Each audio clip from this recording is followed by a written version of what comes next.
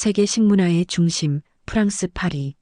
수많은 셰프와 연구자들이 모여 각국의 전통 식기를 연구하던 그곳에서 한 남자의 이름이 단숨에 세계 언론을 뒤덮었습니다. 그의 이름은 앙리 르몽, 파리 소르본 대학의 식문화학 교수였습니다. 그는 평생 동안 일본의 도자기를 동양 미학의 완성이라 믿었고 한국의 그릇은 거칠고 투박한 미개한 유물이라 여겼습니다. 그러나 단 일주일 한국에서의 짧은 체류가 그의 인생과 세계의 상식을 완전히 뒤집었습니다. 그는 기자회견장에서 이렇게 외쳤습니다. 이건 단순한 식기가 아닙니다. 과학이고 철학이며 인간의 존엄을 담은 그릇입니다. 그날 프랑스 언론은 한국의 쇠그릇이 세계의 식탁을 흔들었다는 헤드라인을 내보냈습니다. 유럽 각지에서 녹그릇이라는 단어가 검색어 1위를 차지했고 일본에서는 그를 비난했고 미국에서는 과학자들이 논문을 써가며 분석하기 시작했습니다. 한 나라의 전통 식기가 세계의 과학계와 철학계를 동시에 감동시킨 사건. 그 놀라운 이야기의 시작은 서울 종로의 한 작은 시장 공방에서 비롯되었습니다. 앙리 르몽은 태어날 때부터 미학 속에서 자라난 사람이었습니다. 그의 부모는 파리의 유서 깊은 도자기 장인이었고 그는 어릴 적부터 유약의 색과 빛을 구분할 줄 아는 눈을 가지고 있었죠. 그에게 동양 문화는 늘 우아한 일본으로 상징되었습니다. 그가 20살이 되던 해 교토의 한 찻집에서 마주한 일본인 할머니의 조심스러운 손짓이 그의 인생을 바꿔놓았습니다. 두 손으로 차잔을 올리는 그 섬세한 동작, 그 속의 절제와 조용함이야말로 완벽한 동양의 미학이라 믿게 만들었습니다. 그날 이후 그는 20년 동안 일본의 식문화를 연구했습니다. 논문, 학회, 인터뷰. 그의 언어 속엔 언제나 일본은 동양의 정수라는 문장이 따라다녔습니다. 그에게 한국은 늘 조잡하고 투박한 나라에 불과했습니다. 그러던 어느 날 절친한 일본인 동료 교수 사토 유키오가 제안했습니다. 앙리, 이번엔 한국으로 가보자. 일본의 식문화가 얼마나 우월한지 비교할 좋은 기회야. 그 말에 그는 흔쾌히 수락했습니다. 이미 결론은 정해져 있었거든요. 그저 일본이 더 우수하다는 걸 증명할 자료만 수집하면 됐습니다. 비행기가 인천공항 활주로에 닿는 순간 앙리는 첫인상부터 불쾌했습니다. 시끄럽군 질서가 없어요. 공항의 활기찬 목소리와 분주한 사람들, 그는 그것을 소란이라 느꼈습니다. 역시 일본의 조용함이 훨씬 세련됐지.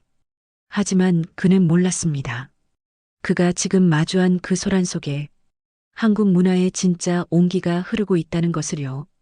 그날 저녁 두 교수는 명동의 한 한식당을 찾았습니다. 붉은 간판, 활기찬 손님들, 그리고 쉴 새 없이 외치는 직원들의 인사. 어서 오세요. 자리 안내해드리겠습니다. 유키오는 인상을 찌푸렸습니다. 이런 곳에서 어떻게 식문화 연구를 해? 너무 시끄럽고 너무 대충이야. 하지만 식탁 위에 차려진 음식이 그의 말을 멈추게 했습니다. 김치, 나물, 젓갈, 장아찌. 그 수많은 반찬들이 마치 작은 우주처럼 빛나고 있었던 것입니다. 앙리는 어리둥절했습니다. 이건 미술작품 같아요. 하지만 너무 복잡해요. 그러나 그보다 더 놀라운 것은 따로 있었습니다. 옆 테이블의 가족이 밥을 먹는 모습을 본 순간 그는 눈을 크게 떴습니다. 유키오, 저 사람들 그릇을 안 들고 먹어요. 뭐라고? 그건 무례한 행동이야. 프랑스에서도 일본에서도 그릇을 들지 않고 밥을 먹는 것은 무례함의 상징이었습니다. 그런데 한국인들은 아무렇지도 않게 자연스럽게 그리고 품격 있게 그릇을 두고 식사하고 있었습니다. 그의 시선이 한 할머니에게 머물렀습니다. 젓가락을 움직이는 손끝은 마치 붓으로 서예를 쓰는 듯했죠. 그 동작에는 조급함이 없었고 대화 사이마다 미묘한 평화와 예의의 흐름이 있었습니다. 분명 무례해야 하는데 왜 이렇게 아름답지? 앙리의 생각은 혼란스러워졌습니다. 식사가 끝나고 그가 물었습니다. 왜 그릇을 들지 않나요? 직원은 웃으며 대답했습니다. 우리는 원래 그렇게 먹어요. 그게 더 점잖잖아요. 그 말에 앙리는 할 말을 잃었습니다. 점잖다. 그 단어가 그의 머릿속에서 맴돌았습니다. 자신이 배운 모든 예절의 기준이 흔들리는 순간이었습니다. 호텔로 돌아오는 택시 안에서 유키오는 만족스러운 미소를 지었습니다. 맞지?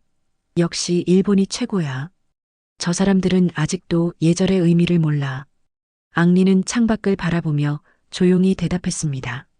그래, 그럴지도 모르지. 하지만 그의 속마음은 달랐습니다. 그날 본 그릇 위의 손끝과 미소, 그건 예절을 넘어선 삶의 품격이었습니다. 그는 모르게 손끝을 쥐었습니다. 무언가 놓치고 있는 게 있다. 그의 마음속에 오만한 학자가 아닌 한 인간으로서의 궁금증이 피어나기 시작했습니다. 다음 날 아침, 앙리는 서울의 재래시장으로 향했습니다. 가이드북에는 이화시장 전통 유기공방 거리라고 적혀 있었습니다. 그는 생각했습니다. 그래, 이번엔 진짜 고대의 유물을 한번 직접 봐야겠군. 그의 표정엔 여전히 냉소가 묻어 있었습니다. 새로 만든 그릇이라니 얼마나 거칠고 촌스러울까. 시장 골목에 들어서자 뜨거운 국밥 냄새와 함께 사람들의 웃음소리가 들려왔습니다. 가게마다 반짝이는 그릇들이 진열되어 있었고 햇빛을 받아 금빛으로 빛나는 수백 개의 유기가 눈부시게 반짝였습니다. 그 순간 앙리는 발걸음을 멈췄습니다. 이건 뭐지? 그의 눈앞에 펼쳐진 광경은 예상과 달랐습니다. 그릇들은 결코 거칠지 않았습니다. 오히려 놀라울 만큼 단정하고 부드럽고 조용한 빛을 내고 있었습니다. 그 빛은 거울처럼 번쩍이지 않았습니다. 그 대신 오래된 나무처럼 사람을 안심시키는 따뜻한 광택을 품고 있었습니다. 한참을 바라보던 그에게 한 할머니가 다가왔습니다. 그녀의 이름은 이금명이었습니다. 수십 년 동안 서울에서 유기를 다루어온 장인이었습니다. 손님, 어디서 오셨어요? 앙리는 서툰 한국어로 대답했습니다. 프랑스 교수입니다. 연구하고 싶습니다. 할머니는 빙그레 웃으며 말했습니다. 그럼 잘 오셨네요. 이건 그냥 쇠그릇이 아니에요. 사람의 마음이 닿아야 완성되는 그릇이에요. 그녀는 망치와 집게를 들고 갓 달군 쇳덩이를 모루 위에 올렸습니다. 순간 쾅, 쾅, 망치질 소리가 시장 안을 울렸습니다. 그 소리는 단순한 두드림이 아니었습니다. 마치 악기처럼 일정한 리듬을 가지고 있었습니다. 이건 음악이네요. 앙리가 중얼거리자 이금명 할머니는 고개를 끄덕였습니다. 맞아요. 쇠는 귀로 다듬는 거예요. 눈보다 귀가 더 중요해요. 그녀는 쇠를 두드리며 설명했습니다. 노쇠는 구리와 주석의 혼합이에요. 비율이 조금만 달라도 소리가 달라져요. 좋은 노쇠는 사람의 심장 박동처럼 따뜻한 울림이 나죠. 앙리는 눈을 크게 떴습니다. 심장 박동? 그녀는 망치를 멈추지 않은 채 대답했습니다. 그래요. 그릇은 사람을 닮아야 하거든요. 그래야 밥을 담아도 국을 담아도 사람의 마음이 담겨요. 그 말은 그에게 전율처럼 다가왔습니다. 이건 단순한 장인이 아니야. 철학자야. 그녀는 새로 만든 유기를 물속에 담갔습니다. 지글지글 소리와 함께 김이 피어올랐습니다. 그 연기 속에서 금빛 그릇은 천천히 식으며 은은하게 빛났습니다. 그녀가 말했다. 이제 살아났네요. 쇠도 쉬어야 하거든요. 그릇도 사람처럼 숨을 쉬어요. 앙리는 그 말을 이해할 수 없었습니다. 하지만 그 순간 물속에서 식어가는 금빛 그릇이 마치 숨을 쉬는 생명체처럼 보였습니다. 그는 속으로 중얼거렸습니다. 그릇이 살아있다? 그녀는 완성된 유기를 조심스럽게 닦아내며 내밀었습니다. 손님 만져보세요. 그가 손끝으로 그릇을 잡는 순간 놀라운 일이 일어났습니다. 차갑지 않았습니다. 금속인데도 따뜻했습니다. 그 온도는 사람의 체온과 거의 비슷했습니다. 그는 깜짝 놀라며 물었습니다. 왜 이렇게 따뜻하죠? 금속이면 차가워야 하는데. 이금명은 미소를 지었습니다. 노쇠는 사람의 손길을 기억해요. 수백 번 망치질로 다듬으면 쇠가 변해요. 그때부터는 차가운 쇠가 아니라 사람과 함께 사는 재료가 되죠. 그녀는 완성된 그릇 위에 손을 얹으며 속삭였습니다. 이건 밥을 식히지 않아요. 그리고 뜨거운 음식도 식지 않게 잡아줘요. 사람의 먹는 온도를 딱 맞춰주는 게 이 노쇠의 힘이에요. 앙리는 한동안 아무 말도 하지 못했습니다. 그는 과학자였고 재료학에 능통한 학자였습니다. 그의 머릿속에는 수많은 화학식이 떠올랐습니다. 열전도율이 낮다, 금속의 밀도 구조가 다르다. 하지만 동시에 그는 느꼈습니다. 이건 계산으로 설명할 수 있는 게 아니다. 이건 마음이다. 그는 조용히 물었습니다. 이 기술은 어디서 배웠나요? 할머니는 천천히 웃으며 대답했습니다. 배운 게 아니에요. 그냥 부모님이 또 그 위에 부모님이 하시던 걸 그대로 이어온 거예요. 이건 지식이 아니라 삶이에요. 그 말에 앙리의 손끝이 떨렸습니다. 그는 메모장에 적었습니다. 한국의 그릇은 과학이 아닌 세대가 쌓은 감정의 결합체다. 그날 밤 그는 숙소로 돌아와 방 한가운데 놓인 그 금빛 그릇을 바라보며 앉았습니다. 빛을 반사하는 게 아니라 사람의 체온을 머금은 듯한 부드러운 색이 그의 마음을 차분하게 만들었습니다. 그는 천천히 손바닥으로 그릇을 덮으며 중얼거렸습니다. 이건 단순한 유물이 아니야. 이건 인간의 손끝이 만든 과학이야. 그리고 따뜻하다. 그날의 경험은 그의 오만했던 세계관을 완전히 흔들었습니다. 그는 잠을 이루지 못했습니다. 머릿속엔 계속 망치 소리와 이금명의 말이 맴돌았습니다. 쇠도 숨을 쉬어요. 그는 눈을 감으며 생각했습니다. 프랑스의 미학은 완벽함을 추구했지만 한국의 미학은 온도를 지키고 있었다. 그때 그는 처음으로 깨달았습니다. 한국의 아름다움은 차가운 완벽함이 아니라 따뜻한 불완전함 속에서 피어난다는 것을. 프랑스로 돌아온 앙리 르몽은 마음이 복잡했습니다. 비행기 짐칸에는 한국에서 가져온 금빛 녹그릇이 고이 포장되어 있었습니다. 그는 자신에게 말했습니다. 이건 단순한 호기심이 아니다. 이제는 증명해야 한다. 이 그릇이 왜 따뜻한지를. 파리 소르본 대학 연구실, 그의 책상 위엔 김치, 밥, 된장, 물, 고기, 한국에서 가져온 재료들이 놓여 있었습니다. 동료 교수들은 웃음을 터뜨렸습니다. 앙리, 당신이 드디어 동양 미신을 연구하기 시작했군. 쇠그릇으로 철학을 하려나? 그는 아무 대답도 하지 않았습니다. 다만 조용히 말했습니다. 웃지 마세요. 나는 지금 세상을 바꿀지도 모르는 그릇을 보고 있습니다. 그는 먼저 금속 분석부터 시작했습니다. 노쇠는 구리와 주석의 합금이었습니다. 하지만 특이하게도 한국의 전통 유기에는 미세한 불순물이 거의 없었습니다. 그것은 마치 완벽히 정제된 황금처럼 깨끗했습니다. 그는 중얼거렸습니다. 이건 산업 생산이 아닌데 왜 이렇게 균일하지? 놀라운 건 그뿐이 아니었습니다. 그는 여러 나라의 전통 금속 식기, 중국의 청동기, 일본의 사기압금, 유럽의 동기를 함께 비교했습니다. 그러나 오직 한국의 노쇠만이 일정한 전류 반응을 보였습니다. 즉, 열을 받으면 일정한 리듬으로 온도를 분산시키는 독특한 구조를 가지고 있었던 것입니다. 그는 메모장에 적었습니다. 한국의 유기는 금속이 아니라 살아있는 회로다. 다음은 온도 유지 실험이었습니다. 앙리는 똑같은 국물을 3개의 그릇에 담았습니다.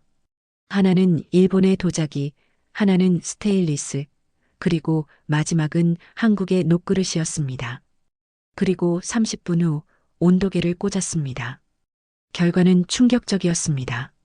도자기 그릇의 온도는 31도, 스테인리스는 28도, 하지만 한국의 녹그릇은 42도를 유지하고 있었습니다. 게다가 놀랍게도 그 표면은 뜨겁지 않았습니다. 그는 손끝으로 녹그릇을 만졌습니다. 말이 안 돼, 안 뜨거운데 안 식어. 이건 단순한 열전도율의 문제가 아니었습니다.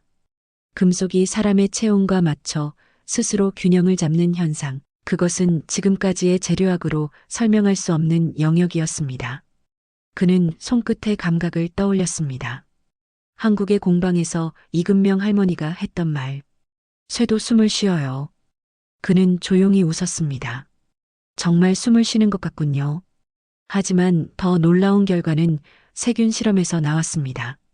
그는 똑같은 조건에서 세 종류의 금속 그릇에 음식물을 담고 3일 동안 방치했습니다. 결과는 경악스러웠습니다. 스테인리스 그릇은 세균이 10만 배 이상 증식했습니다. 도자기는 표면 곰팡이가 피었습니다.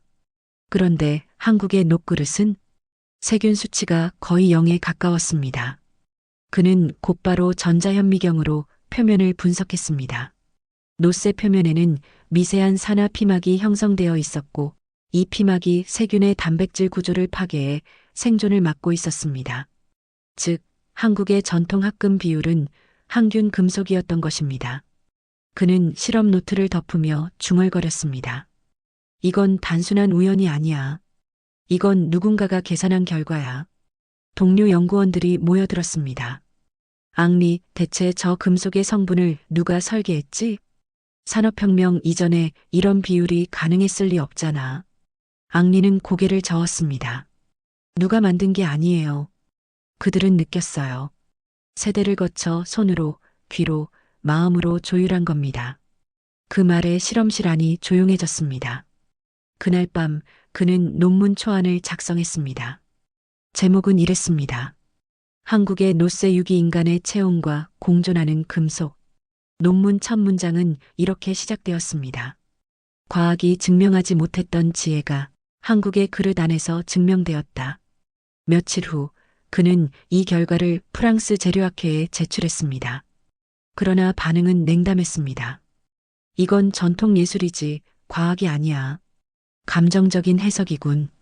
그는 아무 말도 하지 않았습니다. 다만 실험 영상을 꺼내 보여주었습니다.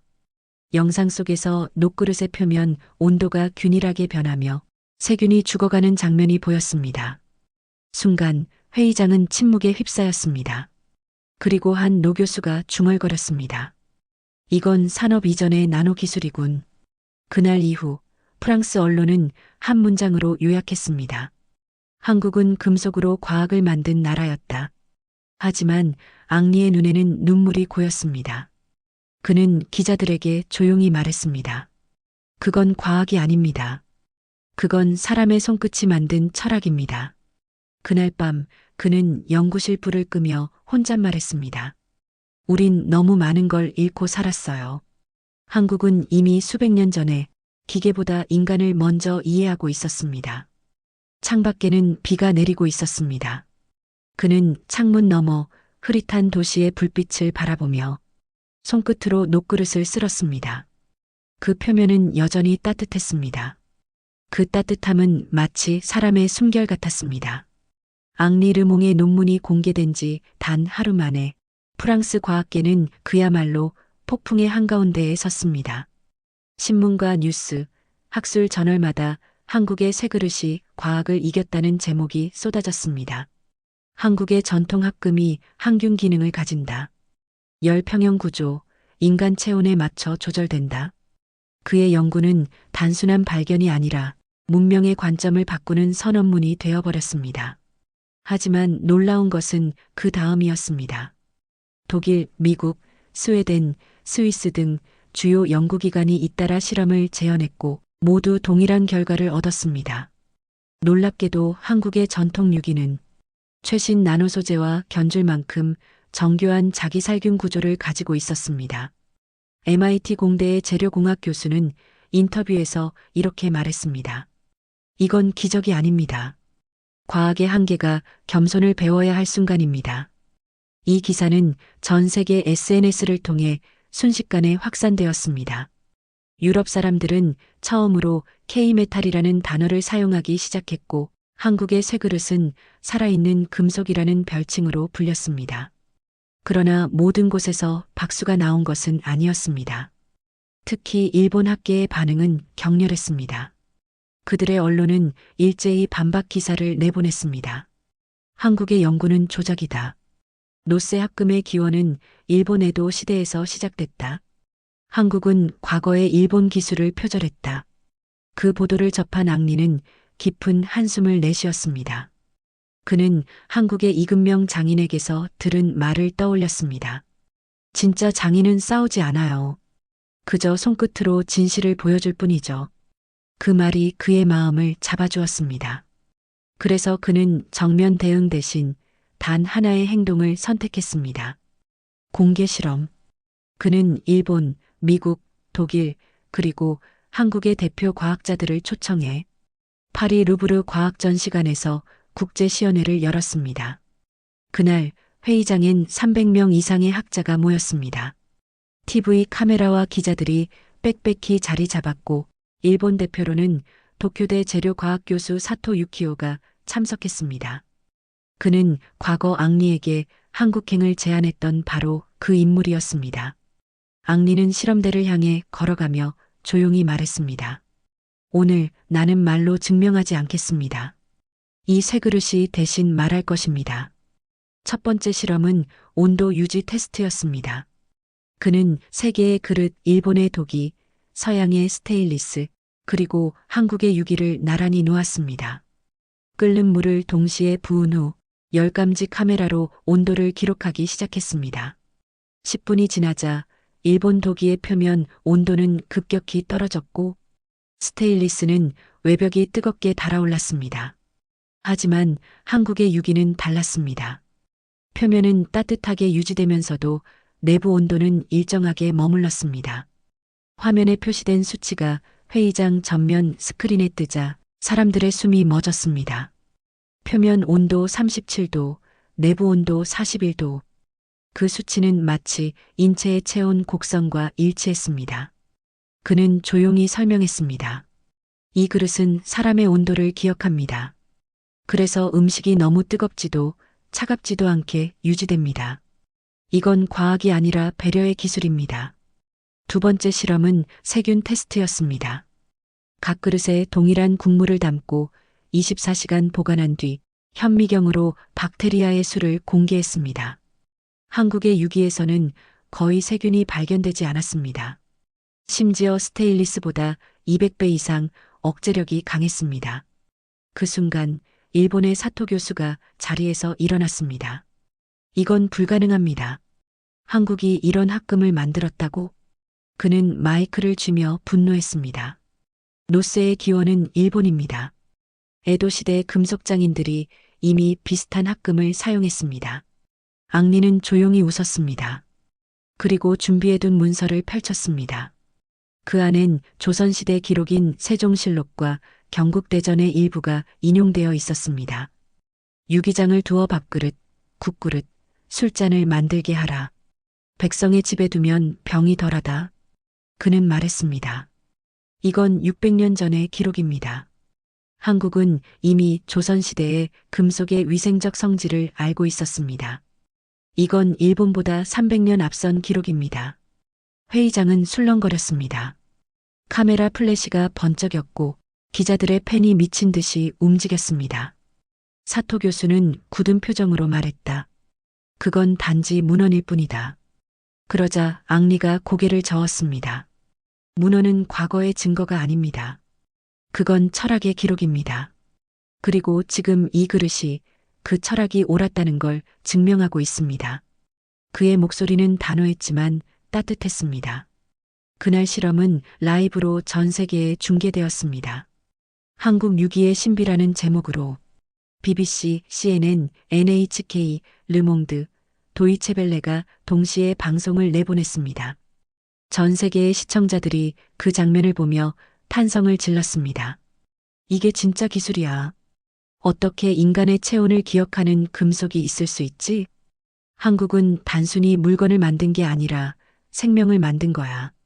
그리고 바로 그날 밤 일본의 대표 과학지 도쿄 사이언스 리뷰는 사상 초유의 사설을 실었습니다. 우리는 한국을 너무 오랫동안 과소평가했다. 그들의 기술은 단순한 장인이 아닌 인간 이해의 산물이었다. 그 기사는 다음 날 일본 전역의 포털에서 조회수 5천만 회를 기록했습니다. 많은 젊은 과학자들이 SNS에 올렸습니다. 이제 인정해야 한다. 한국이 먼저였다. 그날 밤 앙리는 호텔방에서 창문을 열고 바람을 맞았습니다.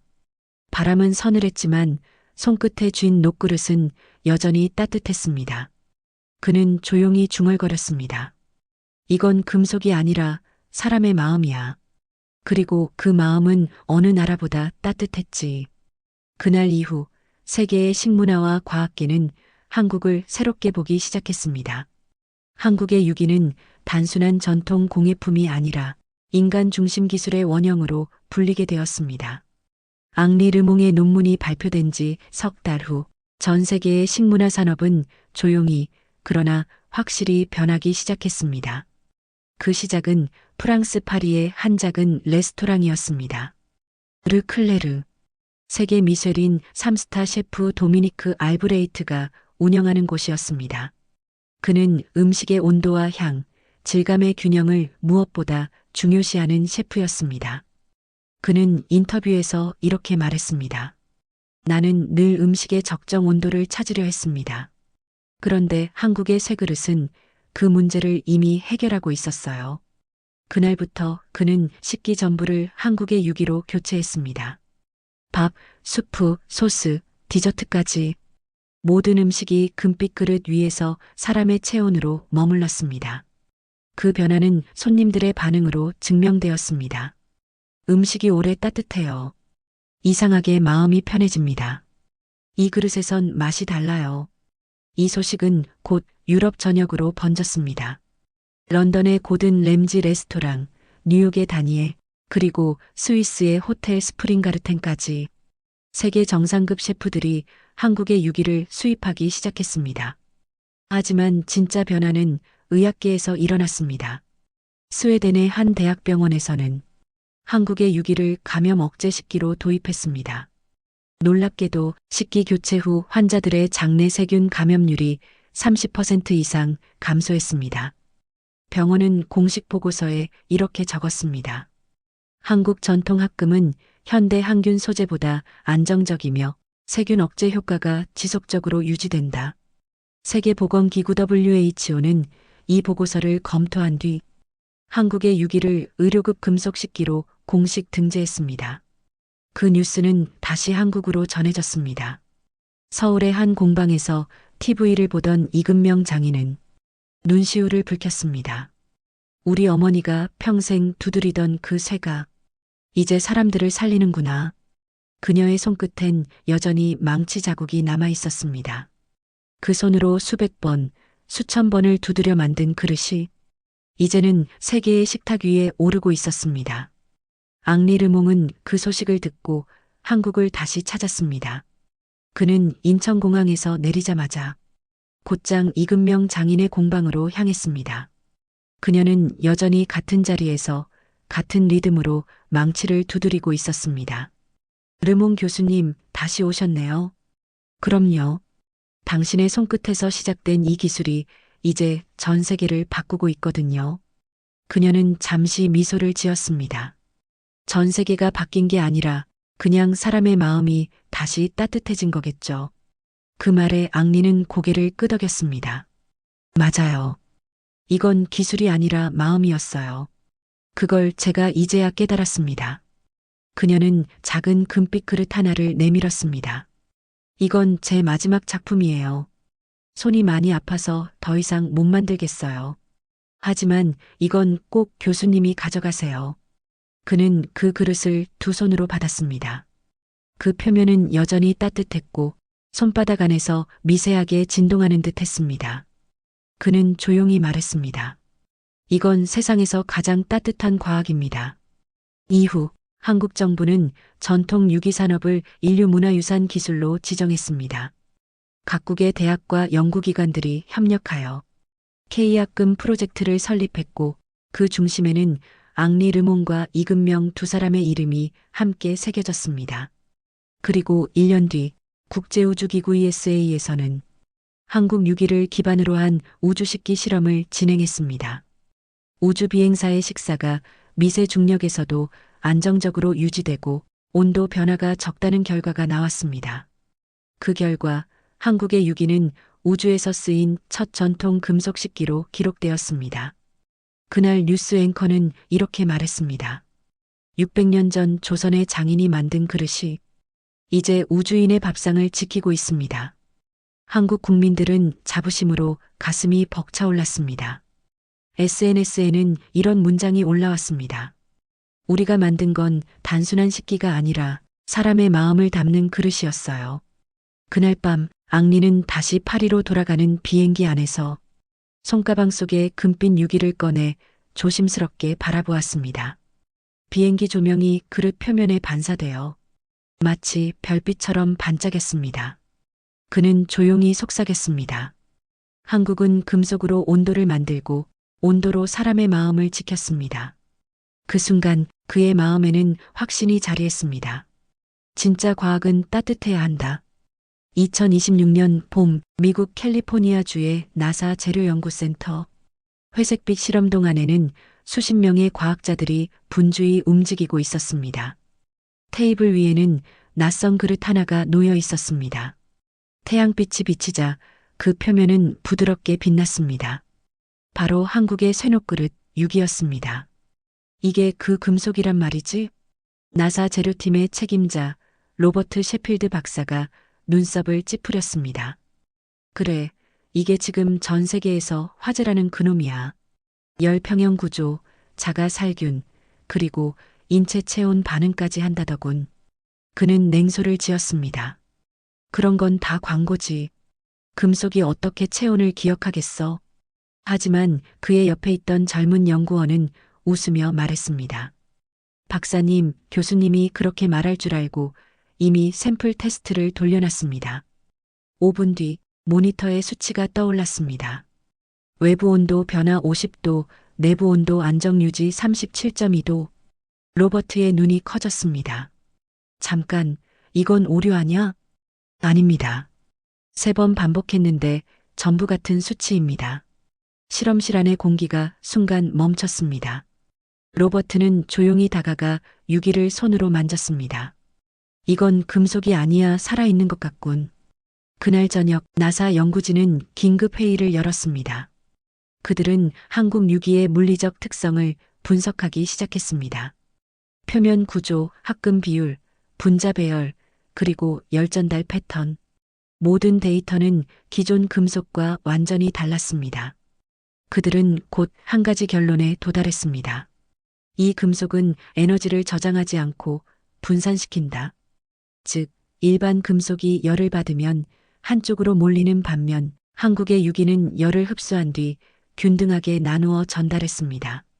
그것은 마치 인간의 신체가 체온을 유지하는 방식과 같았습니다. 로버트는 메모지에 적었습니다. 이 금속은 인간의 생리적 리듬과 유사한 패턴으로 움직인다. 생명체가 아닌데 생명처럼 작동한다. 그는 곧바로 결정을 내렸습니다. 이 재질을 우주인 식사 시스템에 적용해보자. 며칠 후 나사 본부에서 긴급 브리핑이 열렸습니다.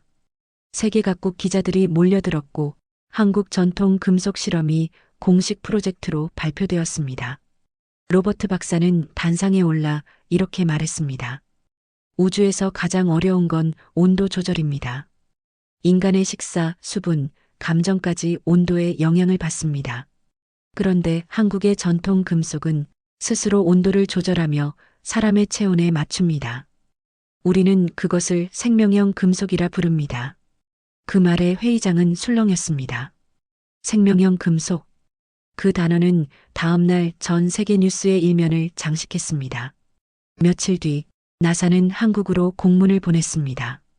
한국 전통 유기장인과 협력 요청.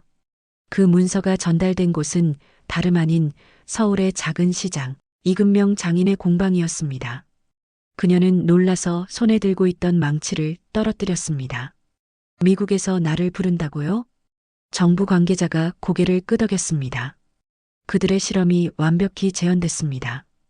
이젠 직접 만나고 싶답니다.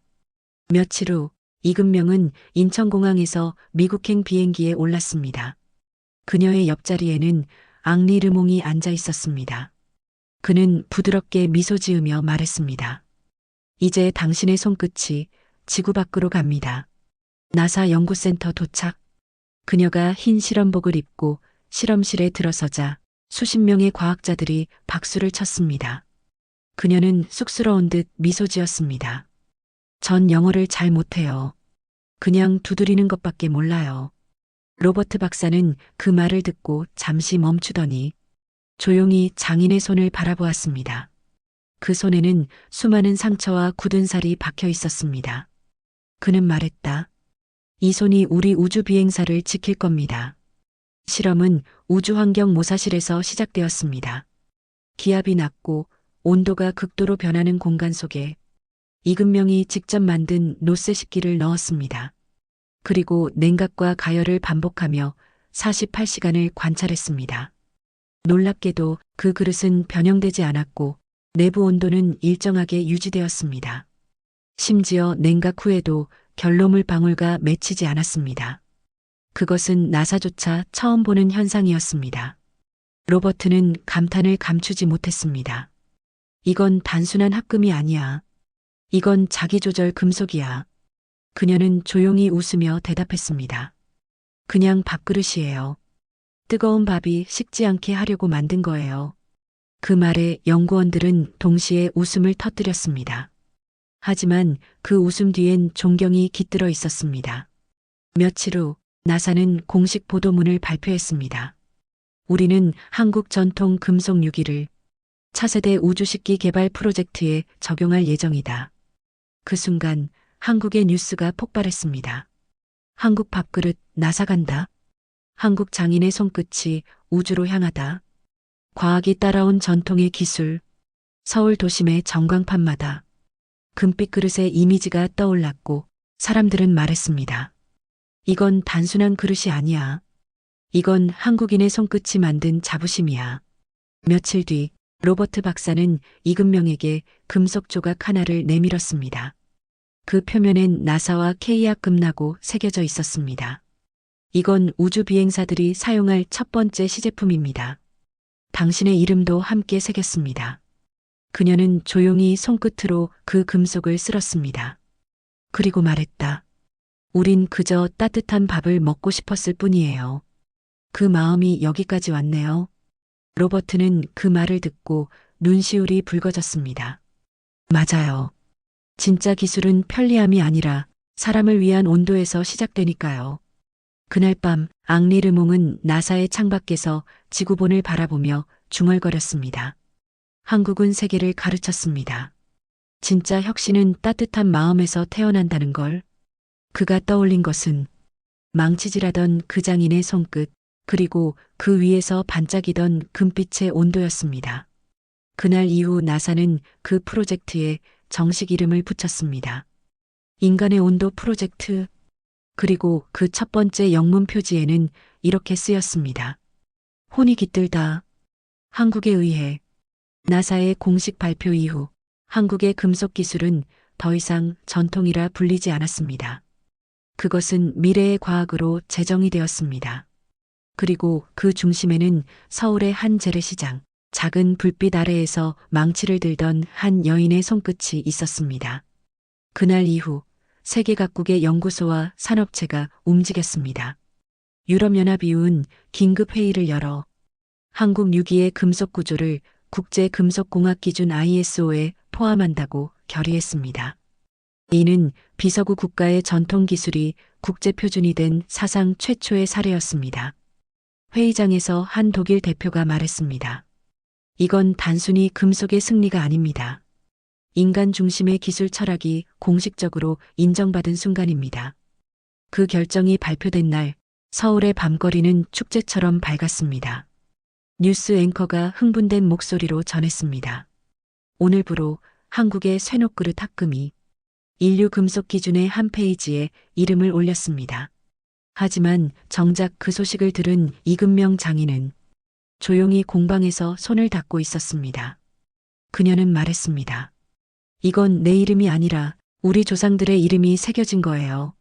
앙리 르몽이 그 말을 듣고 고개를 끄덕였습니다. 맞습니다.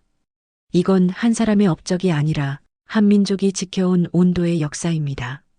그는 프랑스로 돌아가며 기자들에게 이런 말을 남겼습니다. 한국은 21세기 기술사회에 가장 오래된 인간미를 남긴 나라입니다. 그 말은 전 세계 언론에 실렸고 사람들은 처음으로 한국의 기술이 아닌 가치를 주목하기 시작했습니다. 이후 각국의 산업 구조는 조용히 변했습니다.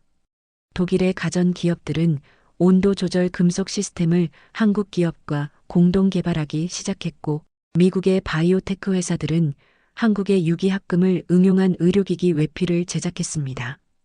특히 체온 반응형 의료 금속은 수술용 도구에 적용되어 인체에 닿아도 자극이 없는 재질로 평가받았습니다. 국제 특허 데이터베이스에는 새로운 항목이 추가되었습니다. 그 순간 한국은 더 이상 빠르게 따라가는 나라가 아니라 기준을 만드는 나라가 되었습니다. 그 무렵 프랑스 파리에서는 인류과학박물관 특별전이 열렸습니다. 전시의 주제는 바로 온도의 철학, 한국이 가르쳐준 기술의 인간성이었습니다. 전시장 중앙에는 유리 케이스 속 금빛 그릇 하나가 놓여 있었습니다. 그리고 그 옆에는 작은 문장이 새겨져 있었습니다. 이 그릇은 밥을 식히지 않습니다. 사람의 마음을 식히지 않기 위해 만들어졌기 때문입니다. 전시장을 찾은 사람들은 조용히 눈시울을 붉혔습니다. 아이들은 유리 케이스 앞에서 손바닥을 대보며 속삭였습니다. 따뜻해. 실제로 유리 너머의 금속은 약간의 열을 유지하고 있었고, 사람들은 그것이 단순한 조명열이 아니라 기억된 온도처럼 느껴졌습니다. 앙리 르몽은 그 현장을 바라보며 중얼거렸습니다. 기술이 감정을 품을 수 있다면 그건 인간이 만든 최고의 예술입니다. 이금명 장인은 프랑스 정부로부터 인류기술문화상을 수상했습니다. 그러나 그녀는 상을 들고도 겸손히 고개를 숙였습니다. 이건 제 손이 한 게 아닙니다. 제 손을 믿어준 사람들의 마음이 만든 거예요. 수상식이 끝난 뒤 그녀는 무대 아래로 내려오며 한 소녀를 보았습니다. 그 아이는 한국 전통 한복을 입고 있었고 손에는 조그만 유기 그릇이 들려 있었습니다. 할머니, 저도 커서 그릇을 만들고 싶어요. 이금명은 따뜻하게 웃으며 말했습니다. 그럼 꼭 마음을 담아야 해요. 쇠는 손보다 마음으로 녹이는 거니까요. 그 대화는 다음 날 프랑스 신문 일면에 실렸습니다. 쇠는 불로 녹이지만 한국은 마음으로 녹였다. 이후 유네스코는 한국의 유기 제작 기술을 인류 무형문화유산 과학예술 융합 부문으로 등재했습니다. 그 보고서에는 이런 문장이 실려 있었습니다. 이 기술은 인간의 손끝이 만든 최초의 공감형 재료이다. 한국의 장인은 금속을 통해 온도의 윤리를 완성했다. 그날 한국의 뉴스 앵커는 눈물을 흘리며 말했습니다. 세계가 한국을 배우고 있습니다. 그리고 그 시작은 시장 한켠에서 묵묵히 쇠를 두드리던 한 여인의 손끝이었습니다. 앙리 르몽은 마지막으로 자신의 연구 기록에 한 문장을 남겼습니다. 한국은 미래를 만들지 않았다. 그들은 사람의 온도를 잃지 않은 과거를 현재로 가져왔다. 그는 펜을 내려놓으며 미소 지었습니다. 이제 인류의 기술 교과서 첫 장에는 한국의 이름이 적히게 될 것입니다.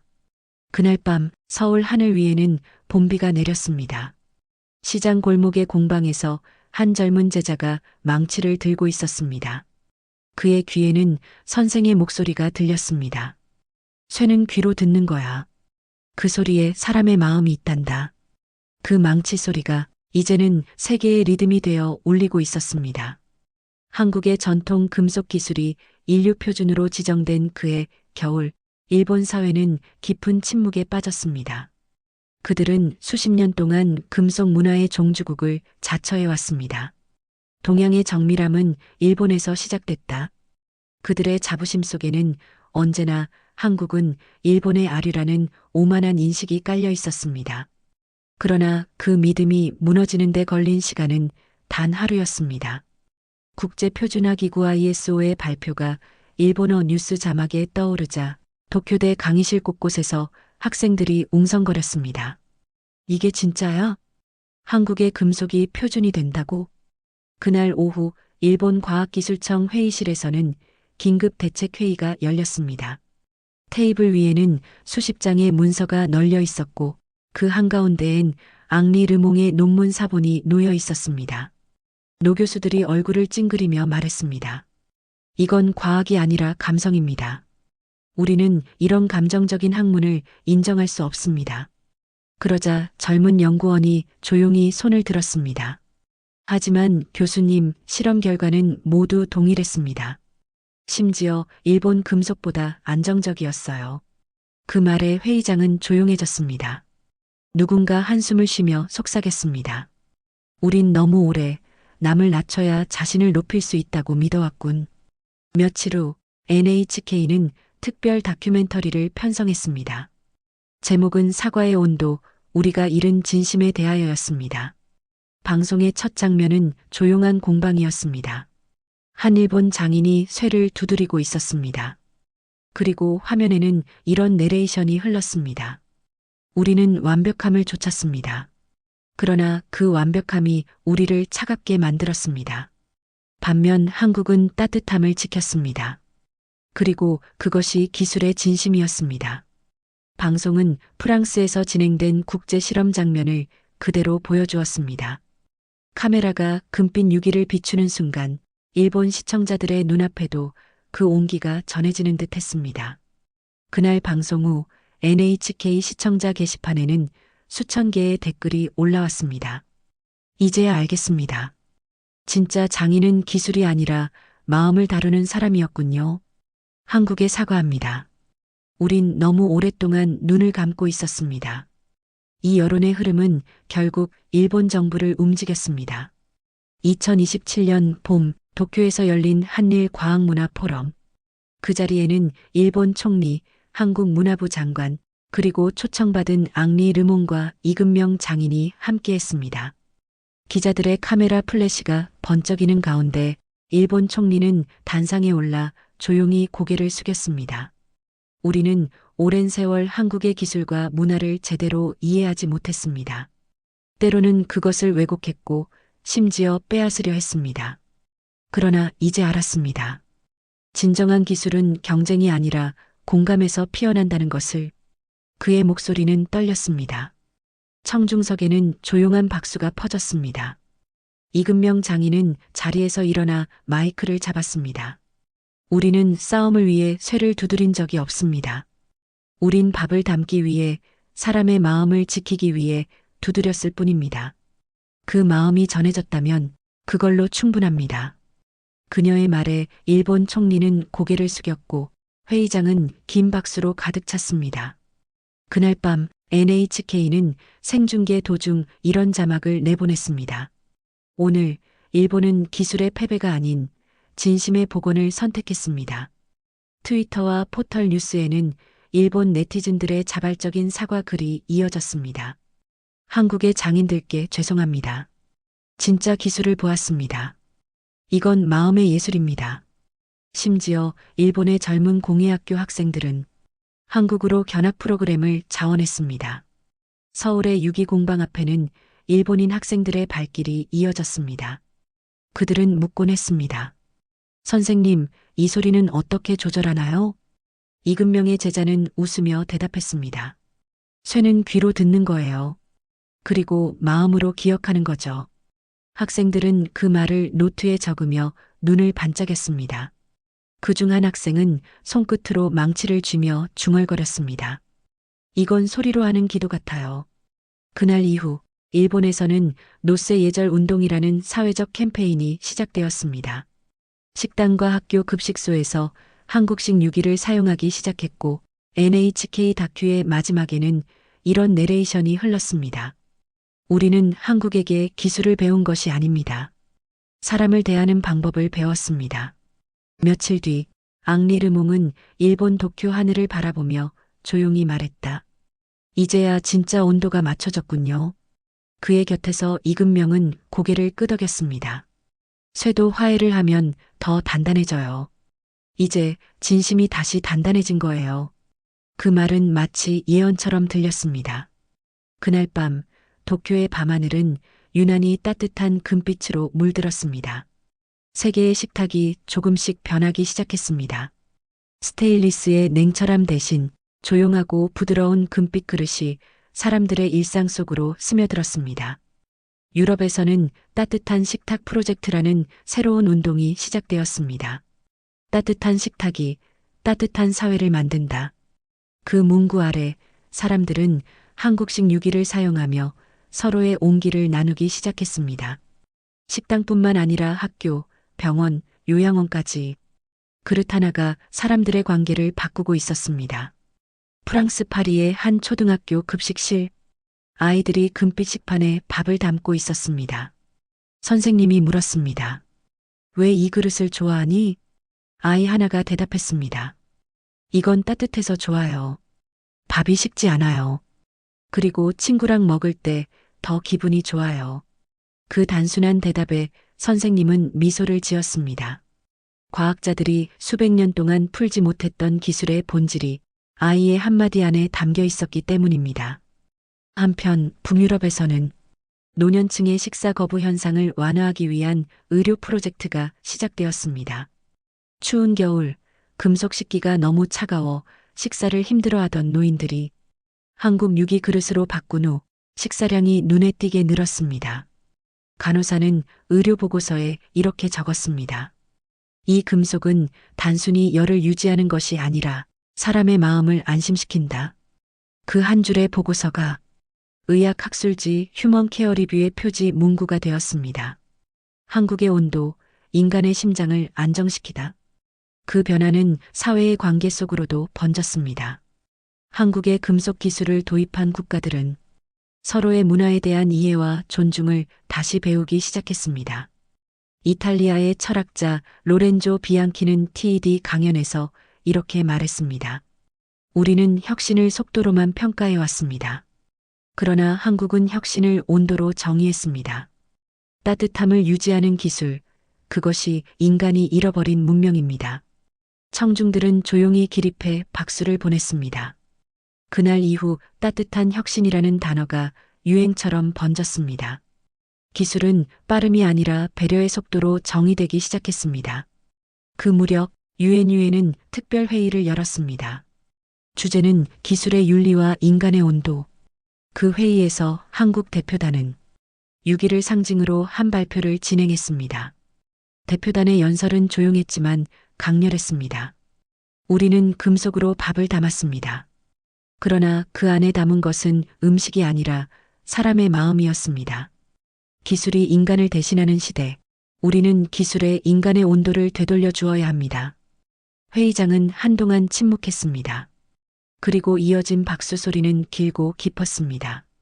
그날 이후 유엔은 한국식 기술윤리 모델을 국제 권고안으로 채택했습니다. 명칭은 K-휴먼 밸런스 이론.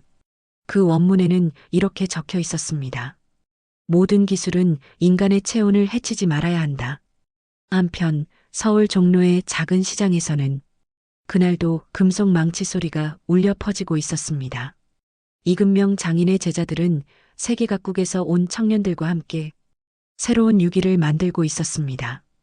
그들은 서로 다른 언어로 이야기했지만 망치의 리듬은 하나였습니다. 쾅, 쾅, 쾅. 그 소리는 마치 지구가 심장을 뛰는 소리 같았습니다. 앙리 르몽은 다시 한국을 방문해 그 모습을 지켜보고 있었습니다. 그는 조용히 웃으며 말했습니다. 이 소리는 더 이상 한국의 것이 아니군요. 이금명은 대답했습니다. 그럼요. 이제 이건 인류의 소리예요.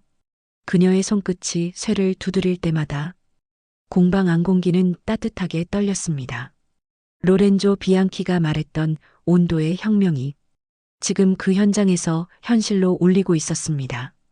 그날 저녁 서울 하늘 위에는 봄비가 내렸습니다. 비가 그치자 도심 곳곳의 창문마다 금빛 그릇 하나씩이 조용히 빛나고 있었습니다. 그 빛은 광고의 조명도 장식품의 광택도 아니었습니다. 그건 사람과 사람을 잇는 온도의 불빛이었습니다. 앙리는 공방에 불을 끄며 마지막으로 이렇게 말했습니다. 우리가 찾던 건 새로운 기술이 아니었습니다. 사람의 마음을 지키는 온도였어요. 이금명은 미소 지으며 대답했습니다. 그리고 그 온도가 바로 한국이 세상에 준 선물이었죠. 그들의 대화는 조용했지만 그날 이후 세계의 기술 교과서에는 새로운 문장이 추가되었습니다. 한국의 쇠그릇은 식기를 넘어선 철학이었다. 그것은 인류가 잃어버린 온도를 되찾게 한 인간의 가장 따뜻한 발명품이었다. 세계는 여전히 빠르게 변하고 있었습니다. 인공지능이 사람의 말을 대신했고 자동화된 공장들이 사람의 손길 없이 움직이고 있었습니다. 도시의 불빛은 차가웠고 사람들은 점점 서로를 잃어가고 있었습니다. 하지만 그 와중에도 한 줄의 문장이 인류의 가치관을 다시 흔들어 놓고 있었습니다. 기술이 인간을 대신하는 시대, 인간의 온도를 지키는 것이야말로 진짜 혁신입니다. 그 문장은 한국의 쇠노그릇 철학을 연구한 앙리 르몽 교수의 기념 논문집 서문이었습니다. 그는 은퇴 후에도 여전히 세계 각국에 강연을 다니며 이렇게 말했습니다. 기술은 차가워질수록 강해지지만 사람은 따뜻해야만 살아남습니다. 그 무렵 한국의 과학기술부는 새로운 국제 연구 프로젝트를 제안했습니다. 이름은 인류의 온도 프로젝트. 그 핵심 기술은 놀랍게도 전통 유기의 금속 구조를 응용한 인체 친화적 재료였습니다. 이 연구의 목표는 단순했습니다. 기계와 인간이 공존할 수 있는 온도를 만드는 것. 서울의 연구소에서는 수백 명의 젊은 과학자들이 유기의 합금 구조를 분석하며 로봇의 외피, 인공 피부, 그리고 우주복의 체온 유지 시스템을 개발하고 있었습니다. 그들은 그 구조를 K합금 3.0이라 명명했습니다. 그날 한 연구원이 웃으며 말했습니다. 이건 그냥 금속이 아닙니다. 이건 사람의 감정을 기억하는 합금이에요. 그 말에 선배 과학자가 대답했습니다. 맞아요. 이건 기술의 언어로 쓴 시입니다. 앙리 르몽은 노년의 몸으로 서울을 다시 찾았습니다. 그는 젊은 연구자들이 유기의 미세 구조를 3D 모델링하는 모습을 지켜보았습니다. 그 화면 속에는 과거 이금명 장인이 두드리던 금속의 결이 그대로 살아 있었습니다. 그는 천천히 속삭였습니다. 그녀의 망치질이 이제는 알고리즘이 되었군요. 이금명은 이제 세상을 떠난 지 2년이 되었습니다. 그러나 그녀의 공방은 여전히 살아 있었습니다. 그녀의 제자들과 각국의 청년들이 그 자리를 지키며 그녀가 남긴 말 한마디를 벽에 새겨두었습니다. 쇠는 귀로 듣는 거야. 그리고 마음으로 기억하는 거야. 그 문장은 한국의 모든 공학대학 강의실 그리고 세계 주요 과학박물관의 벽면에 새겨졌습니다. 그해 유엔은 기술과 인간의 공존을 주제로 한 세계 정상회의를 열었습니다. 각국 대표들이 차가운 금속 탁자 앞에 앉아 토론을 이어가던 중 회의장의 중앙 스크린에 한 장의 영상이 재생되었습니다. 그 영상은 한국의 전통 공방을 담고 있었습니다. 작은 불빛 아래 노인과 청년이 함께 쇠를 두드리고 있었습니다. 망치의 리듬은 조용했지만 그 울림은 사람의 가슴을 두드렸습니다. 영상의 마지막 장면에서 이런 문장이 떠올랐습니다. 우리는 온도를 잃으면 인간도 잃는다. 회의장은 잠시 침묵했습니다. 그리고 각국 정상들이 동시에 고개를 끄덕였습니다. 그 순간 인류는 기술의 미래에 대한 새로운 합의에 도달했습니다. 그날 이후 세계의 도시들은 다시 온도를 중심으로 재설계되었습니다. 스마트 빌딩에는 체온 유지형 벽체 시스템이 도입되었고 공공교통수단에는 감정 반응 금속 시트가 설치되었습니다. 심지어 스마트폰조차 손의 열에 맞춰 색과 감촉을 바꾸는 기술이 등장했습니다. 사람들은 놀라워했습니다. 이 모든 게 한국의 밥그릇에서 시작됐다고? 앙리 르몽은 웃으며 대답했습니다. 네, 그 밥그릇은 인간의 온도를 잊지 않게 만들었죠. 그리고 그 철학이 문명의 방향을 바꿨습니다. 그날 밤 서울 남산타워 전망대에서는 특별한 행사가 열렸습니다. 이금명 장인의 제자들과 각국의 과학자들이 모여 그녀의 10주기를 기념하는 온도의 빛 전시회를 열었습니다. 수백 개의 유기가 타워 아래를 빛내며 줄지어 놓여 있었습니다. 빛은 금속의 반사로 번쩍이지 않았습니다. 대신 사람의 체온처럼 부드럽게 흔들렸습니다. 한 어린 소년이 물었습니다. 이건 전등이 아니에요? 한 연구원이 대답했습니다. 이건 사람의 온도를 빛으로 바꾼 거예요. 소년은 고개를 끄덕이며 말했다. 그럼 이건 마음의 불빛이네요. 그 말에 모든 사람들이 미소 지었습니다. 그 순간 누군가 조용히 속삭였습니다. 이게 바로 한국이 세상에 남긴 기술의 정의입니다. 그날 밤 하늘에서는 금빛 오로라처럼 미세한 빗줄기들이 퍼졌습니다. 서울에서 시작된 그 빛은 도쿄를 지나 파리, 뉴욕, 그리고 지구 궤도를 감쌌습니다. NASA의 인공위성 카메라가 그 장면을 포착했습니다. 그 이름이 기록되었습니다. 한국의 온도. 그 빛은 단순한 대기 현상이 아니었습니다. 그건 한 나라가 세상에 남긴 따뜻함으로 만든 문명의 흔적이었습니다. 그리고 앙리 르몽의 마지막 일기에는 이렇게 쓰여 있었습니다. 인류는 결국 온도로 기억될 것이다. 그리고 그 온도의 시작에는 한국이 있었다. 2035년. 세상은 여전히 눈부시게 발전하고 있었습니다. 도시는 인공지능의 빛으로 가득했고 사람들은 손끝 하나로 세상의 모든 일을 해결할 수 있었습니다. 하지만 이상하게도 그 편리함 속에서 사람들은 점점 외로워지고 있었습니다. 기업들은 더 빠른 알고리즘을 만들었지만 사람의 표정을 이해하지 못했습니다. 로봇은 정확히 음식을 조리했지만 그 밥에는 온기가 없었습니다. 그때 전 세계의 과학자들은 다시 한 나라를 떠올렸습니다. 한국. 그 나라에서 탄생한 온도의 철학은 다시 한번 인류의 미래를 바꾸려 하고 있었습니다.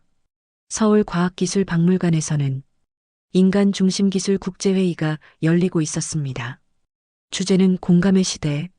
한국의 대표단은 단상에 쇠노그릇 하나를 올려놓았습니다. 수백 명의 학자와 기자들이 웅성거렸습니다. 사회자가 물었습니다. 왜 여기에 금속 그릇을 올리셨나요? 한국 대표는 조용히 미소 지으며 대답했습니다. 이 그릇이 인간 중심 기술의 출발점이었기 때문입니다. 그는 천천히 말을 이었습니다. 이 그릇은 차갑지 않습니다. 음식을 따뜻하게 하고 사람의 마음을 안정시킵니다. 기술이란 결국 인간의 온도를 해치지 않기 위한 도구여야 합니다. 그 순간 회의장은 조용해졌습니다. 그리고 스크린에는 한 문장이 떠올랐습니다. 기술은 인간을 대신할 수 없습니다. 기술은 인간을 따뜻하게 하기 위해 존재해야 합니다. 그 말은 회의록의 첫 문장으로 기록되었고 그날 이후 세계의 기술 윤리 교과서는 한국의 쇠그릇 철학을 첫 장에 인용하기 시작했습니다. 그 무렵 유럽에서는 따뜻한 휴머니즘 프로젝트이라는 국제 캠페인이 시작되었습니다. 로봇공학, 의료, 인공지능, 교육 등 모든 분야에서 온도 중심 설계가 의무화되었습니다. AI의 결정 알고리즘에도 인간의 감정 곡선을 반영하는 시스템이 추가되었습니다. 미국의 MIT 공대는 랩을 설립했습니다. 그곳의 입구에는 이런 문구가 새겨져 있었습니다. 한국이 증명했다. 따뜻한 기술이 세상을 구한다. 젊은 연구자들은 스스로를 공감 엔지니어라고 불렀습니다. 그들은 코드 한 줄을 짤 때마다 이 프로그램이 사람의 마음을 지킬 수 있는가?를 먼저 물었습니다. 그 질문은 기술 발전의 새로운 기준이 되었습니다. 앙리 르몽은 이제 백발의 노학자가 되어 있었습니다. 그는 파리 대학의 명예석자로서 마지막 강연을 준비하고 있었습니다. 그의 책상 위에는 오래된 금빛 유기 한 점이 놓여 있었습니다.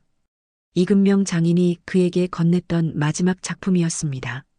그는 학생들 앞에서 조용히 말을 꺼냈습니다. 나는 이 그릇에서 과학을 배웠습니다. 그리고 결국 인간을 배웠습니다. 그는 잠시 그릇을 손바닥에 올려놓았습니다. 조용히 미소를 지으며 말했습니다. 차가운 금속인데 늘 따뜻했습니다. 그 이유를 평생 연구했지만 이제는 압니다. 그 온도는 사람의 마음에서 왔다는 걸요. 강연이 끝나자 학생들이 모두 일어나 박수를 보냈습니다. 누군가 물었습니다. 교수님, 기술의 미래는 어디로 갈까요? 앙리는 천천히 대답했습니다. 기술의 미래요? 그건 사람의 온도가 향하는 곳으로 갑니다. 그날 밤 서울 종로의 시장에서는 여전히 망치 소리가 울리고 있었습니다. 이근명의 제자들은 전 세계에서 온 후학들과 함께 새로운 유기를 만들고 있었습니다. 그들의 작업대 위에는 전통 공구와 AI 기반 온도 측정 장치가 나란히 놓여 있었습니다. 과거와 미래가 같은 맥박으로 뛰고 있었습니다. 한 젊은 제자가 말했다. 선생님은 이렇게 말씀하셨죠. 쇠는 귀로 듣는 거야. 이제 우리는 그 소리를 데이터로 듣고 있습니다. 그러자 다른 제자가 웃으며 말했습니다.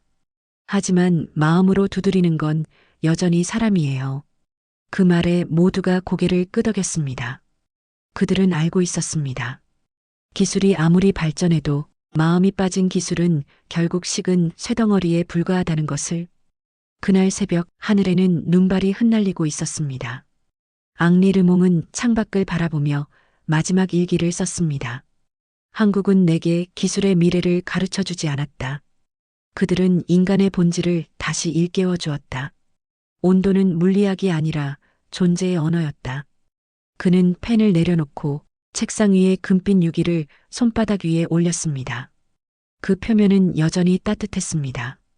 그 온도 속에는 이근명의 손끝과 한국의 철학, 그리고 인류가 잃어버렸던 진심이 깃들어 있었습니다.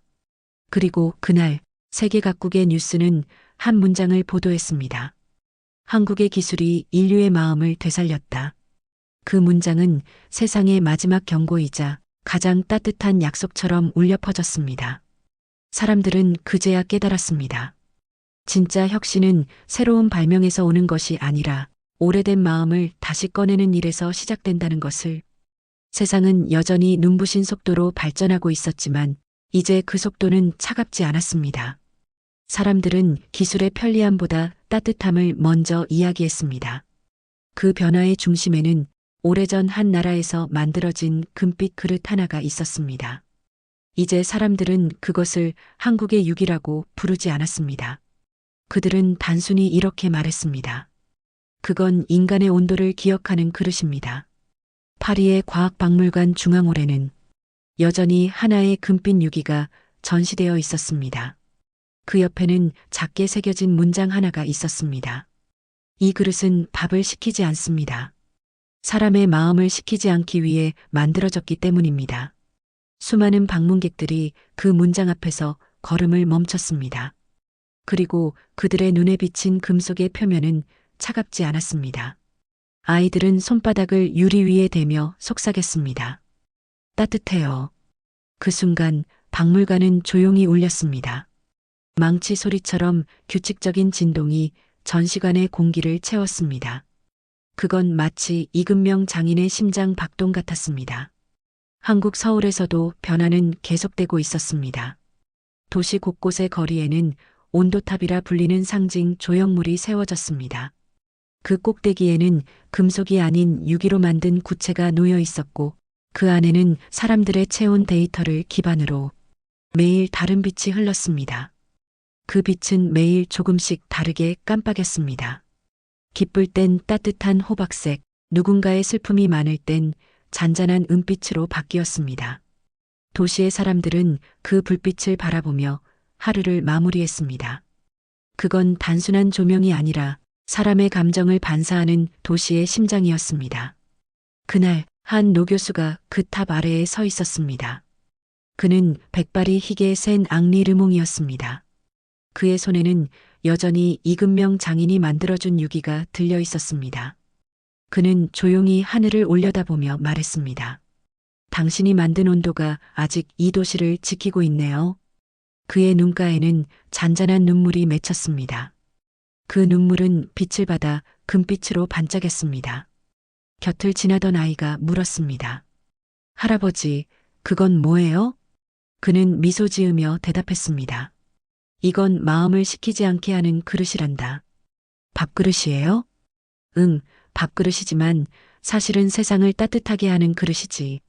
아이의 눈이 동그래졌습니다. 그럼 그건 마법이에요?